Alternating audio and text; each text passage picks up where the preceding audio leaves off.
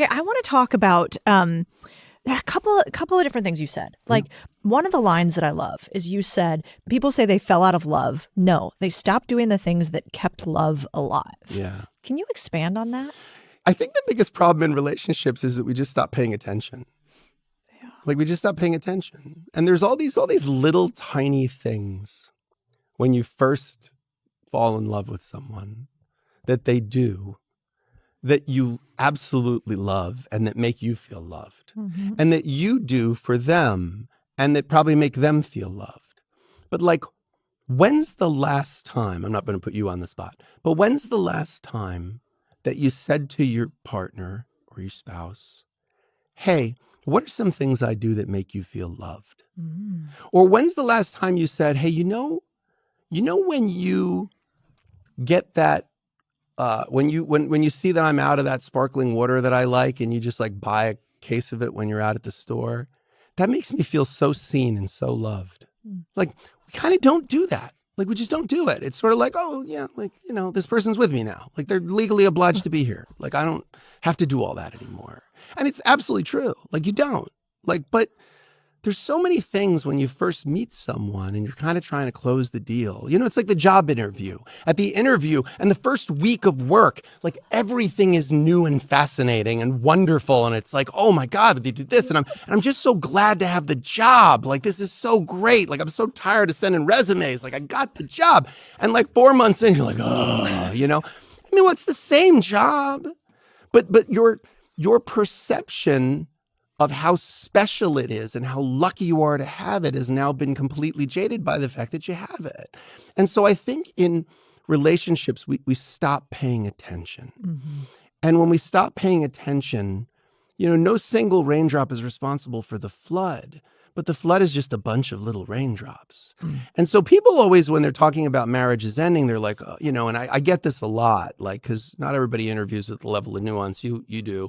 They'll say like, what are 4 things that people can do to save their marriage? And you're like, okay, or what are the main 3 reasons why marriages end, you know? And I'm always tempted to say like a snarky answer when they're like, what's the number 1 reason people get divorced? I'm like, well, because they don't want to be married anymore. You know, like, you know, that, but really what they want me to say is infidelity, you know, or financial impropriety, or, but those are symptoms.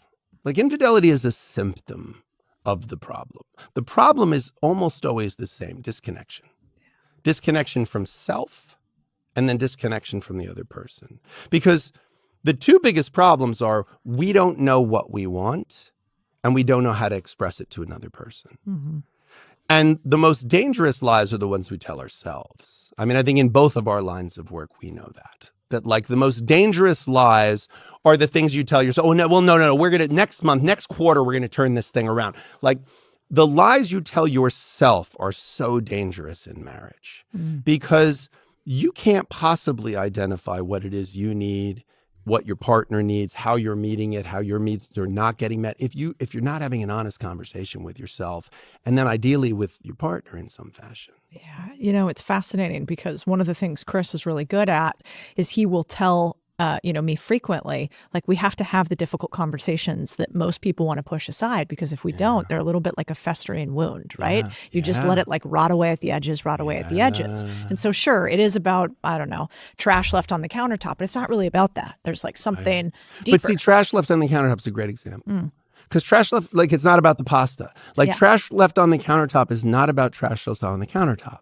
It's about why are you not respecting our space? Yeah, exactly. It's about why do you not know that kind of bothers me? And if you do know it and you do it anyway, why is my feeling not important to you? Like, so that's kind of everything, you know? Like how you do anything is how you do everything.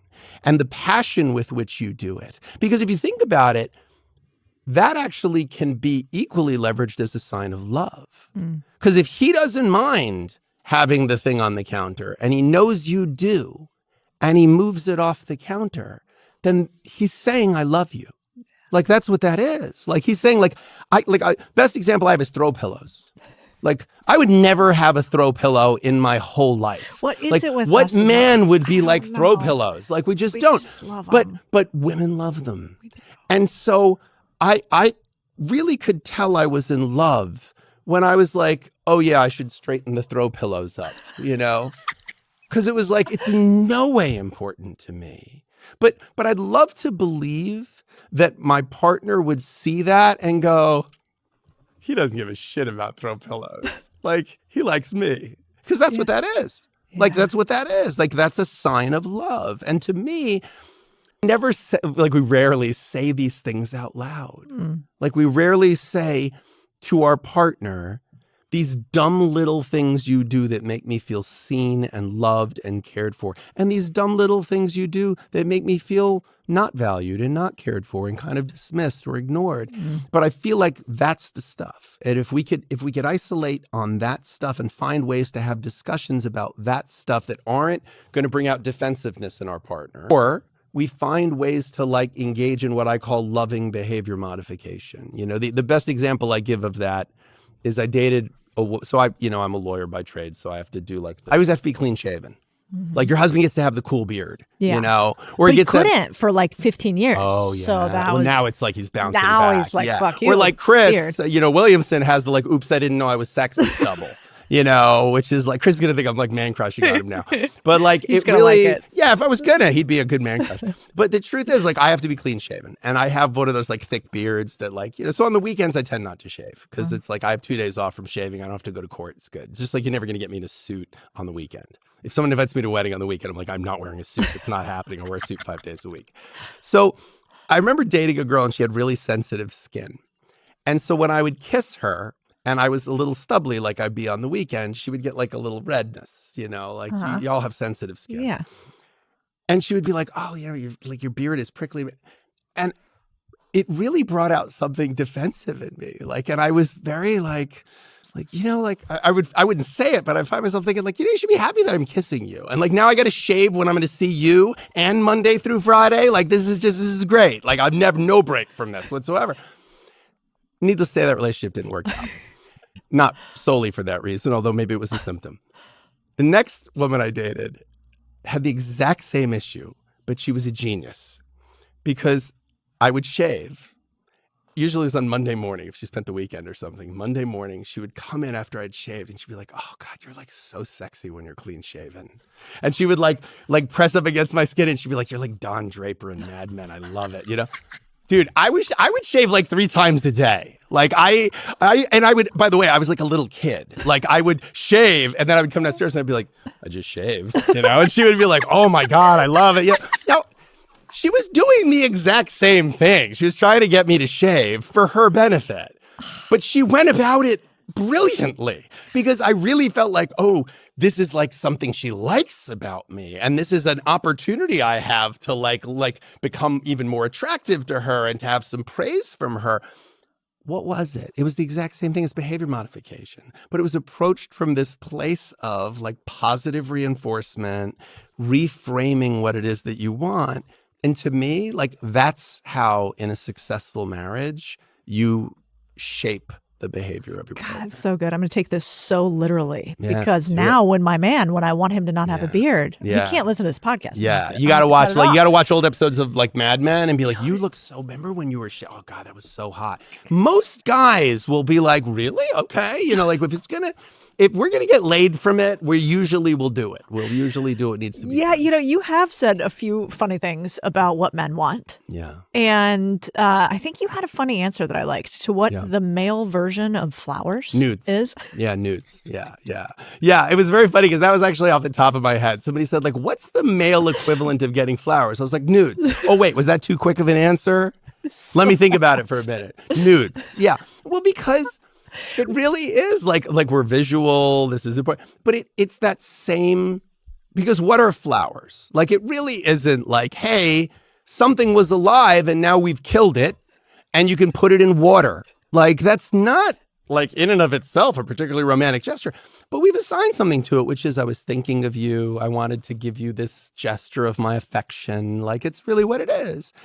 Well, for men, that's like a tremendous gesture of affection because that the old adage of every every guy wants a good girl who's only bad for him, and every woman wants a bad boy who's only good for her. So true. It's And like it every really romance. read every romance my novel, and it's all that. It's always like the hard, so, but with her, he's gentle, and like, come on, you're married to a seal, for God's sake. Yeah, like he right can kill people with a like, right popsicle stick, and meanwhile, he's like soft and gentle and lovely with you. Like, that's like the whole thing. That's like every female fantasy right there. Literally. And guys, we really want someone who's like, oh, I've never been with a man and bodice ripping, it's like our thing. So look, if these are the archetypes of the collective romantic unconscious, okay, leverage it, use it. Like I believe in living in reality, and that's reality. So yeah, I think nudes is the equivalent of flowers. I think I've never, ever heard of a man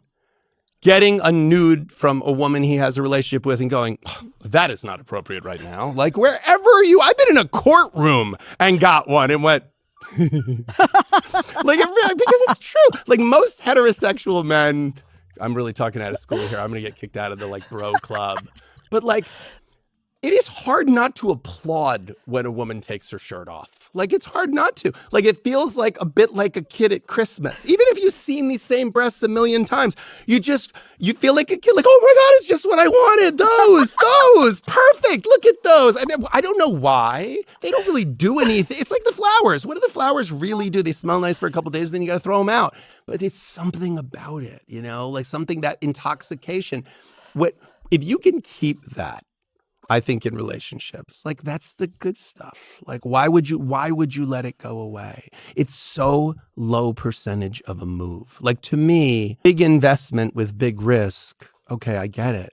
People are risk adverse. Or small investment with unlikely success. Okay, I get it. Maybe people don't want to, fail.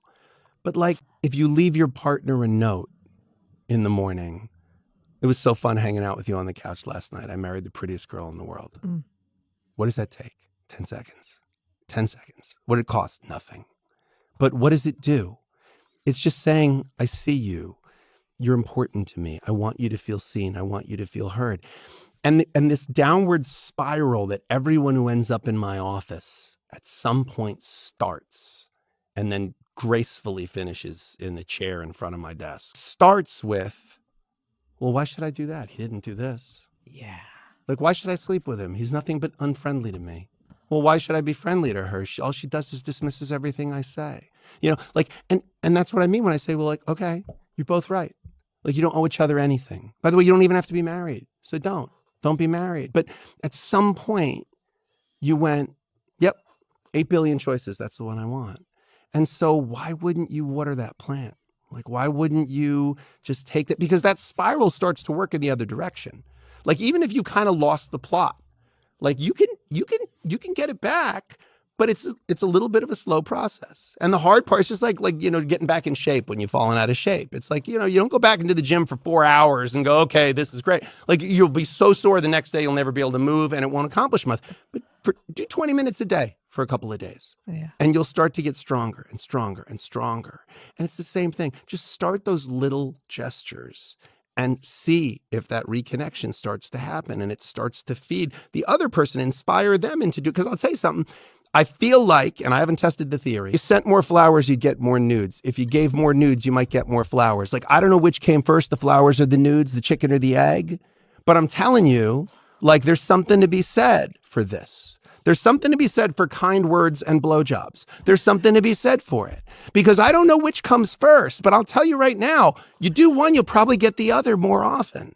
So I feel like there's value in that. And it's the part we don't say out loud. We say dumb shit like happy wife, happy life. It's a terrible line. It's a terrible line that everybody says at the wedding. Like the uncle who says it at the wedding, I should pay him a dividend. He's like, hey, he made a lot of money from me. But it really is. I mean, if anything, it should be happy spouse, happy house. But even that, if your meaning is, yeah, just like do what they want you to do, like just make them happy, like whatever it is, like no, like that is not a recipe for success in this coupling that is supposed to be the paramount connection you have with another person.